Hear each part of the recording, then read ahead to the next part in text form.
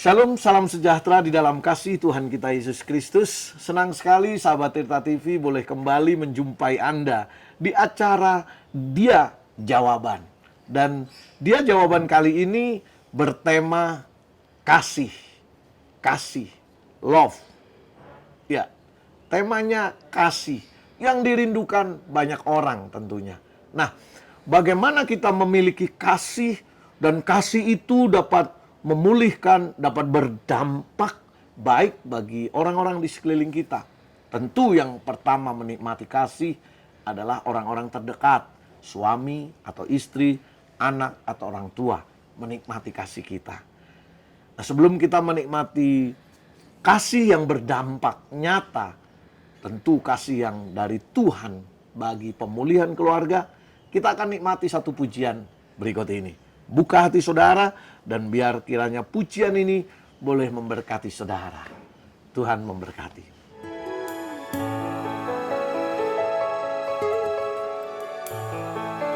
Selalu untukmu, selalu untukmu, Tuhan dan Rajaku.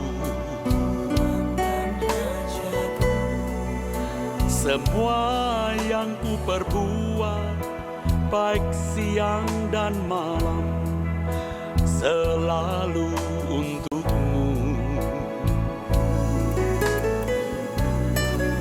Segenap hidupku adalah milikmu, untuk kemuliaanmu.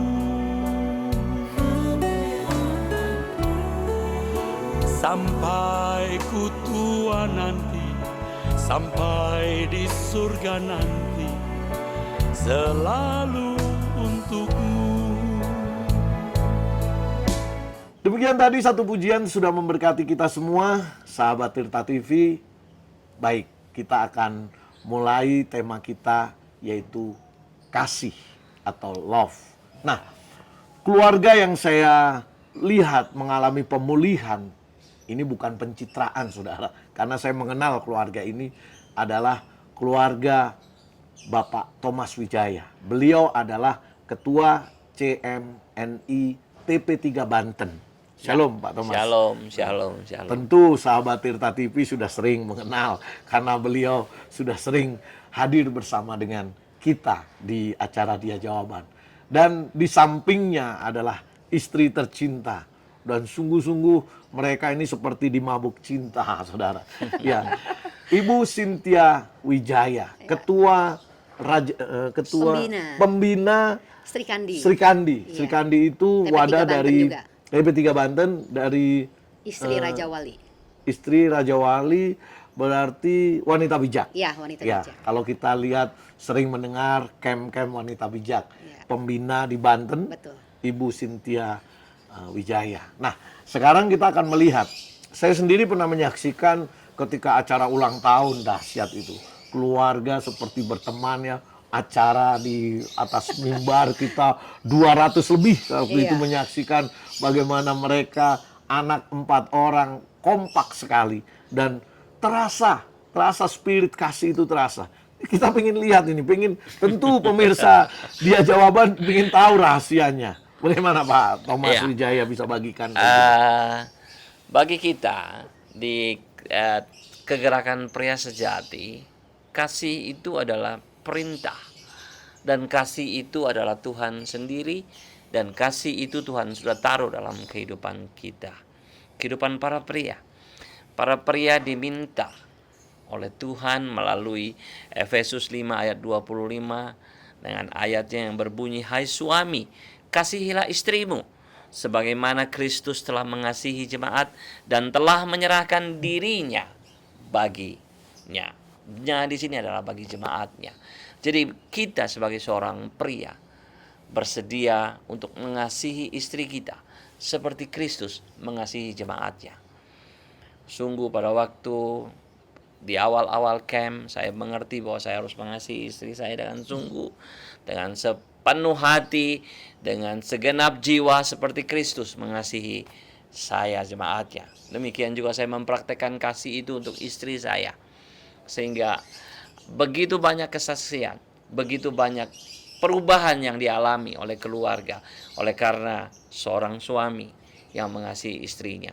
Oleh karena itu mungkin saya serahkan kesaksiannya untuk istri saya terkasih, Cynthia Wijaya. Ya, terima kasih untuk waktu dan kesempatannya.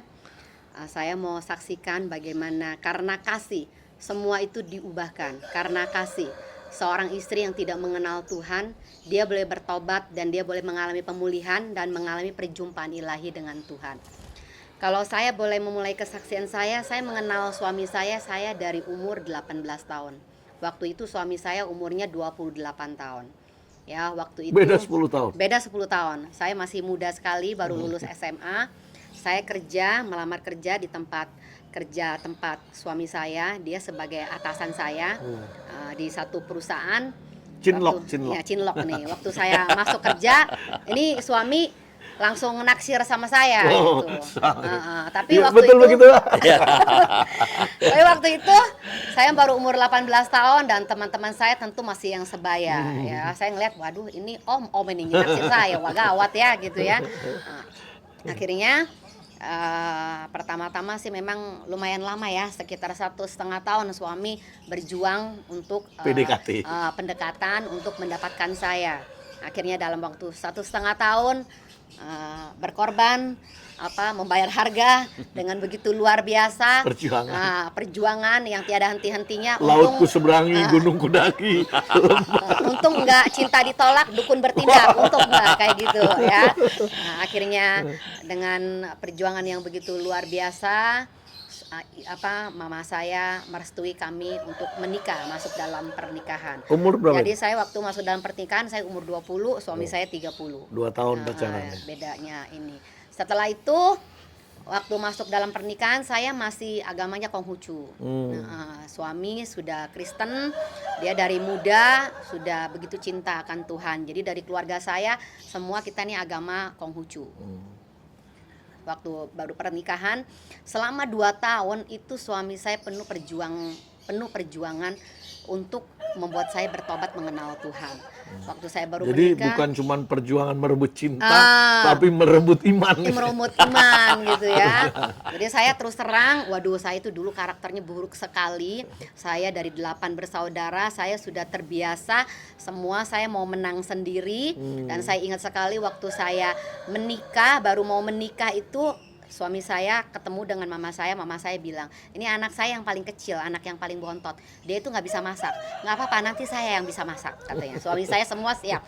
Ini anak saya yang paling kecil ini nggak bisa nyuci, dia nggak pernah nyuci karena kakaknya banyak di rumah. Oh iya, saya nanti yang nyuciin. Waduh, dia siap semua, pokoknya semua siap. Akhirnya kena getahnya dia ya. Aduh, 2 tahun itu penuh perjuangan karena 2 tahun saya itu tidak mengenal Tuhan. Suami saya mau ke gereja, saya nggak mau ke gereja. Mengalami begitu banyak persoalan di dalam pernikahan yang saya notabennya masih belum siap ya, dengan umur yang begitu muda, teman-teman yang masih kuliah, yang masih bersenang-senang, sedangkan saya sudah masuk dalam pernikahan. Setelah saya menikah itu 2 minggu saya langsung hamil. Otomatis saya udah harus mempersiapkan diri menjadi seorang ibu gitu Tokcer kan. dong, 2 minggu langsung bisa Iya kan. Setelah itu mempersiapkan sebagai ibu. tapi ya. dalam pernikahan saya itu 2 tahun itu benar-benar. Jadi saya kalau nggak cocok sedikit sama suami saya kabur. Saya pulang ke rumah orang tua saya. Ini suami saya kalau datang ke rumah orang tua saya kunci kamar, itu sampai nangis-nangis saya gak bukain pintu. Udah ada lagu pulangkan saja. Pulangkan belum? saja. Sudah ya. Udah kayak gitu. Kalau udah bisa nyari di rumah orang tua, besok-besok saya ribut lagi, saya nggak senang lagi sama suami saya kabur, bukan ke rumah orang tua, ke hotel. Suami saya itu bisa 3 hari, 4 hari saya pergi tuh nggak pulang-pulang. Suami saya keliling dari hotel ini, istri saya kemana. Dulu kan nggak bisa kayak sekarang punya HP segala macam bisa dilacak, nggak bisa. Kabur saya kalau udah ngambek kayak gitu. Sedikit-sedikit minta cerai. Dan saya lihat suami saya itu luar biasa, ngalamin masalah apapun itu dia berdoa. Saya bilang sama suami saya kalau dia lagi berdoa, kamu tuh ya bodoh banget sih jadi orang, kok dikit-dikit berdoa. Bukan berdoa, tapi pikir pakai otak. Apa-apa tuh kita selalu mengandalkan diri sendiri, mengandalkan kemampuan diri sendiri. Jadi nggak pernah yang mengerti tentang berdoa. Dan lagi pula kita di Konghucu juga Konghucu begitu doang. Paling KTP juga aja ya? Imlek aja baru kita pergi ke wihara. Setelah itu kita nggak pernah yang namanya doa gitu kan. Saya ingat sekali waktu saya 2 tahun sebelum saya bertobat itu, suami saya setiap malam berdoa buat saya. Saya kalau lagi ngambek itu kan nggak mau disentuh sama suami. Kalau disentuh kena badannya, saya tinju dia. Embargo. Saya tinju dia, saya sikat dia, nggak mau saya gitu kan. Saya ingat banget, saya tuh tidur antara enggak. Tapi saya tuh ngelihat suami saya setiap malam itu kalau lagi saya marah, itu dia ngedoain saya, itu dia pegang celana saya aja. Dia ngedoain saya. Nggak berani sentuh. Nggak berani sentuh, soalnya kalau sentuh, waduh bisa dikaratein sama istrinya. Istri jagoan gitu kan, biar kecil-kecil gitu. Itu suami saya cuma pegang baju kayak begini doang. Tuhan, buat istri saya mengenal nama Tuhan. Buat istri saya mengalami perjumpaan ilahi dengan Engkau. Saya rindu Tuhan datang kepadamu suami istri. Saya rindu istri saya mau ke gereja. Dan setiap malam saya tuh nggak pernah ngelihat suami saya nggak baca Alkitab. Setiap malam tuh suami saya baca Alkitab. Tapi saya tuh nggak pernah loh, selama 2 tahun itu nggak pernah tersentuh gitu. Cuman ngelihat, ayo apa yang dia lakukan kayak orang nggak ada kerjaan gitu ya. Dan saya nggak tahu, suami saya itu setiap hari Rabu itu dia puasa untuk saya gitu. Jadi setiap hari Rabu kalau saya ajak makan, enggak makan. Kamu aja yang makan, saya nanti makan. Ya saya dengan kesibukan saya juga nggak tahu. Pokoknya intinya setiap hari Rabu dia nanti jam 4 jam 5 sore baru makan. Tapi saya setelah saya bertobat, saya baru tahu ternyata selama 2 tahun suami saya setiap hari Rabu mengambil puasa untuk saya supaya saya bertobat. Dan ternyata benar ya, setelah saya dipuasai oleh suami saya, didoakan setiap hari oleh suami saya, akhirnya saya bertobat dan hidup saya diubahkan dengan luar biasa ya. Itu kalau sekarang saya bisa terlibat di dalam pelayanan, mendukung suami, mensupport suami di dalam kegerakan pria sejati. Sampai terkadang suami saya mau diminta kemana mesti didampingi istri, apapun saya tinggalkan untuk mensupport suami saya. Karena saya merasakan bagaimana kasih Tuhan melalui suami saya dalam kehidupan saya itu begitu luar biasa ya.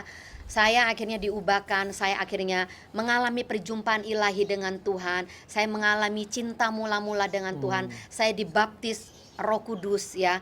Saya mengalami bagaimana dipenuhi dengan roh doa di dalam kehidupan saya. Kasih karunia gitu ya, Tuhan penuhi dalam kehidupan saya. Dan setiap hari saya dibimbing oleh suami saya untuk lebih lagi mengenal siapa itu Tuhan Yesus sebagai juru selamat. Ya sampai saat ini saya rasakan bagaimana Tuhan itu begitu luar biasa. Bukan hanya saya saja yang diselamatkan di tengah-tengah keluarga saya. Memang melalui suami saya, lalu mama saya, papa saya. Saya tuh punya 7 bersaudara. Dan keponakan-keponakan saya sekarang 100% semuanya mengenal Yesus. Karena dari mama, dari papa, dari cici saya tuh bilang, itu bukan kamu tuh dulu orang yang gak bisa dikasih tahu. Kalau kabur itu mama saya itu marahnya bukan ke saya, bukan ke suami saya, marahnya ke saya. Kamu punya suami, ya ampun udah nyari kamu berhari-hari, udah dapet, disayang-sayang, dibawa pulang. Coba, kalau suami yang jahat itu pulang udah diomelin, ini nggak berani ngomel. Kalau ngomel kabur lagi istrinya. Waduh, itu kalau saya mau cerita saya dulu.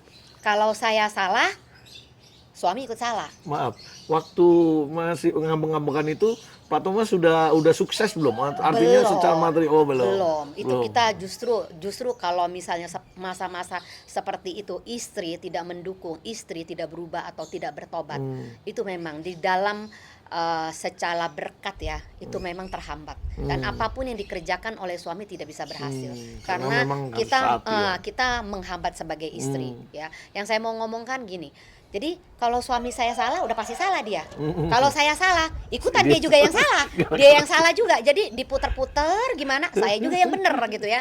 Jadi kadang-kadang saya kalau inget saya dulu minta ampun suami saya bisa bertahan dengan kasihnya yang begitu luar biasa, yang terus mendoakan saya, yang terus mengampuni saya, yang terus membuka pintu memaafkan saya, dan dia mengerti ketidakmengertian saya tentang Tuhan itu yang justru saya ngelihat itu yang membuat saya sampai saat ini tuh saya bilang, Tuhan, saya betapa bersyukur saya diberi seorang suami yang takut akan Tuhan ya. Kalau sekarang ini kami berdua bisa bergandeng tangan, lebih-lebih lagi suami saya mengasihi saya Dan sungguh-sungguh saya merasakan mengapa saya begitu mudah sekarang ini berdoa kepada Tuhan. Karena saya tuh suami saya itu menjadi suatu apa ya? Teladan lah. Teladan gitu ya. Kayaknya kasih Bapak Model, itu tampak gitu loh. Gambaran Kristus itu mudah saya lihat gitu. Jadi saya mudah melihat Tuhan itu mengampuni, Tuhan itu mengasihi, Tuhan itu begitu mudah melupakan segala dosa dan kesalahan saya, seperti yang suami saya lakukan di dalam kehidupan saya gitu loh. Saya ngalami itu. Yang saya bilang akhirnya kakak saya, orang tua saya, dia melihat saya yang berubah begitu drastis, yang begitu luar biasa, yang begitu mengasihi orang tua saya, cinta akan Tuhan gitu ya. Akhirnya mereka satu demi satu, kok bisa sih kamu punya keluarga, padahal dulu saya ngelihat kamu gak punya sifat-sifat yang penuh kasih, yang mau mengalah, yang mengasihi orang tua ataupun saudara. Itu semua saya diajar oleh suami saya.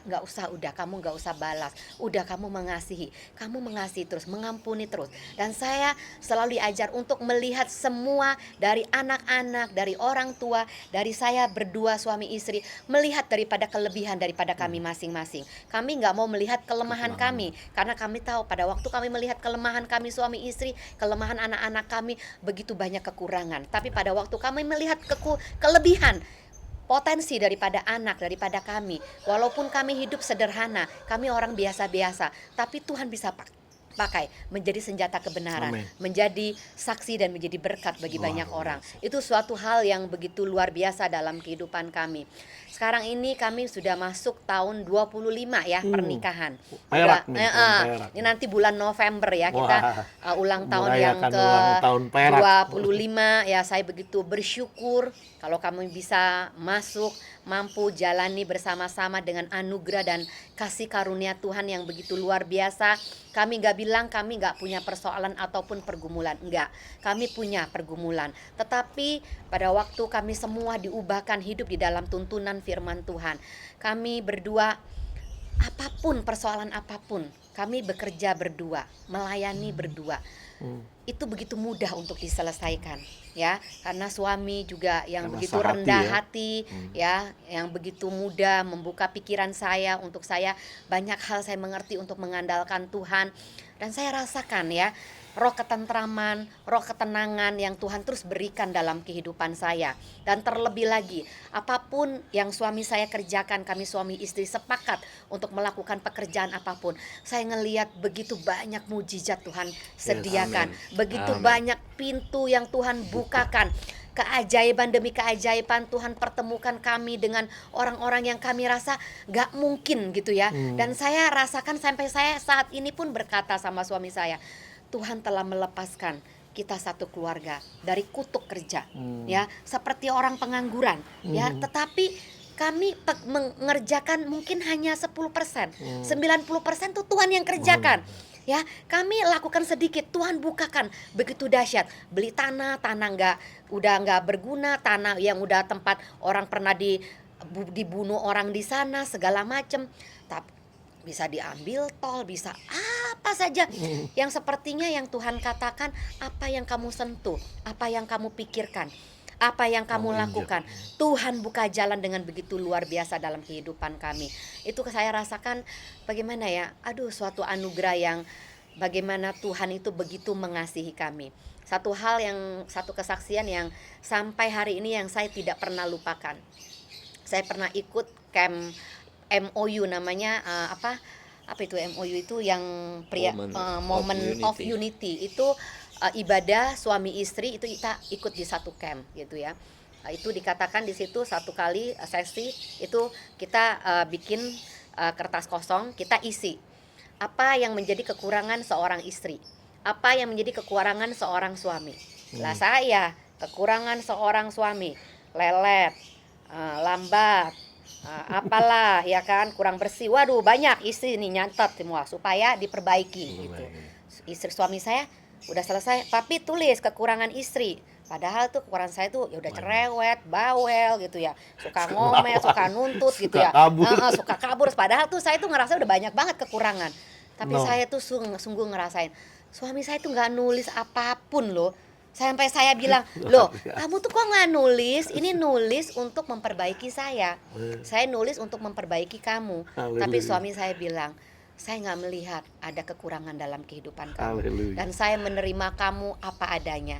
Semua apapun yang dianggap kekurangan itu memperlengkapi saya. Amin. Kamu cerewet supaya saya semakin baik. Kalau kamu suka ngomel supaya saya semakin rajin dan bertanggung jawab. Dari saya ngelihat suami saya tuh melihat semuanya dari sisi yang positif. Itu saya menangis dan menangis. Saya bilang, Tuhan, betul-betul saya mengalami Tuhan melalui kehidupan suami saya, bukan melalui dia ngomel-ngomelin saya yang ayo kamu bertobat, mami, ayo kamu berubah, jangan ngomel-ngomel. Enggak kayak begitu. Caranya nggak seperti itu ya? Iya, tapi justru dengan tindakan, dengan kelemah lembutan, dengan tingkah lakunya dia yang terus mengasihi Baik. saya, yang tiada henti-hentinya. Haleluya. Itulah yang membuat saya hidup di dalam kemenangan demi kemenangan bersama dengan keluarga saya. Dan sekarang anak saya 4 yang besar sudah masuk ke 24 tahun. Saya bersyukur sekali dan saya sungguh merasakan, mungkin di luar sana berkata keluarga yang harmonis itu mungkin gak ada, keluarga yang rukun gak ada. Tapi saya katakan di dalam Tuhan saya merasakan keluarga yang bahagia, keluarga yang hidup di dalam kesatuan, hidup dalam kesepakatan, hidup di dalam kerukunan, itu ada gitu. Dan saya merasakan damai sejahtera itu selalu sampai saat ini terus mengalir dalam kehidupan di dalam rumah tangga kami. Dan Puji kami Tuhan. merasakan surga itu nyata dalam kehidupan rumah Haleluya. tangga kami. Memang Terima rumah kasih. itu surga kita. Bagaimana kita menciptakan indahnya rumah. Tanpa terasa waktu saya ajak ngomong susah, saya hampir 20 menit beliau memberi. Dan kesaksiannya Luar sungguh biasa luar ya. biasa. Tuhan Bagaimana dahsyat.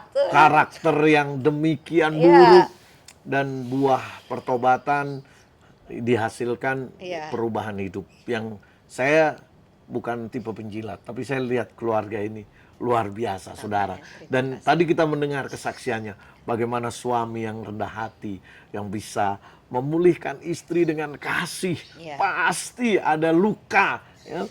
Kasih yang sampai melukai itu. Pak, pernah nggak marah gitu sama kesel apa gimana gitu? Ya pasti, sebagai manusia pasti pernah marah. Pernah. Tapi sekali waktu saya sempat emosi, lalu saya duduk di bawah, Cynthia lagi ada di kamar. Saya bilang saya tidak akan naik ke atas untuk lakukan apa-apa. Saya mau dia turun dan minta maaf ke saya. Pada waktu saya lagi duduk di bawah sendirian, suara hati saya berkata, sederhana sekali. Allah berkata bahwa apa yang kau ingin perbuat, orang lain perbuat kepadamu, perbuatlah itu kepada dia. Matius 7 ayat 12. Saya lari ke atas dan saya mau Cynthia buat itu kepada saya, maka saya buat kepada dia. Saya datang, saya peluk dan saya bilang maafkan saya. Belum juga saya berkata, dia sudah berkata sambil nangis, saya yang salah. Sebetulnya hidup pernikahan itu indah sekali. Tuhan menciptakan pernikahan pada waktu seorang pria mau melakukan tindakan kasih kepada istrinya, pertobatan, lalu kemudian berkat, anugerah, dan segala yang terbaik Tuhan sediakan bagi kita. Haleluya. Itu dari kami. Puji Tuhan. Pemirsa Tirta TV yang Tuhan kasih, luar biasa kita mendengar kesaksian hari ini. Bagaimana menciptakan sukacita dalam keluarga. Memang harus ada yang berkorban. Dan ternyata setelah berkorban, hasil yang dinikmati juga dahsyat. Luar biasa. Sebelum saya tutup, ada satu istilah dari anak-anak, bucan itu apa? Bucin. Bucin. Apa itu bucin? Budak cinta. Oh, budak cinta. Papi tuh budak cintanya mami. Jadi, Begitu. dan ternyata budak cintanya menghasilkan perubahan, pertobatan dari seorang istri yang egois Iya. dan lain-lain banyak, saudara, menjadi istri yang Ya, penuh kasih. ya. Terima kasih Bu Cynthia, Ya, makasih. Pak Thomas yang Ya. selalu memberkati pemirsa Dia Jawaban di Tirta TV. Ya. Baik, pemirsa yang dikasih Tuhan, kasih memang menutup banyak sekali dosa. Kasih menutup banyak kelemahan. Nah, hari ini kita mendengar. Jujur, saya merinding, saudara. Dengan kasih bisa mengubah orang lain. Dan bukan hanya seorang Cynthia yang dirubah. Keluarga dirubah. Saudara-saudaranya, dulu kamu nggak seperti ini. Iya. Nah, itu hasil buah pertobatan yang nyata orang lain rasakan. Oleh sebab itu mari mulai saat ini kita memiliki kasih seperti kasihnya Kristus. Dan kalau kita memiliki kasihnya Kristus, bukan hanya keluarga, tapi berkat Tuhan. Tuhan buka bagi kita. Amin. Berkat damai sejahtera Allah di dalam Kristus Yesus Tuhan kiranya menjadi bagian saudara sekalian.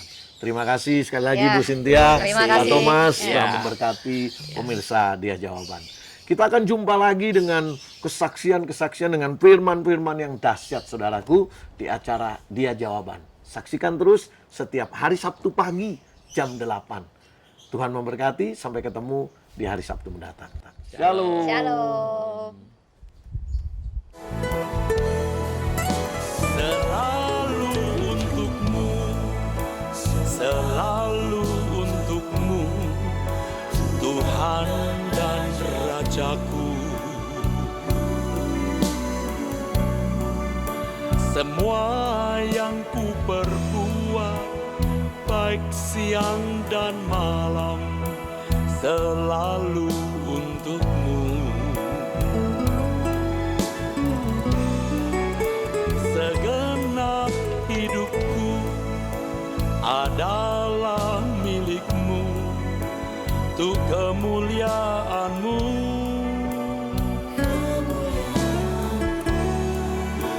Sampai ku tua nanti, sampai di surga nanti, selalu untukmu. Sampai ku tua nanti, sampai di surga nanti, selalu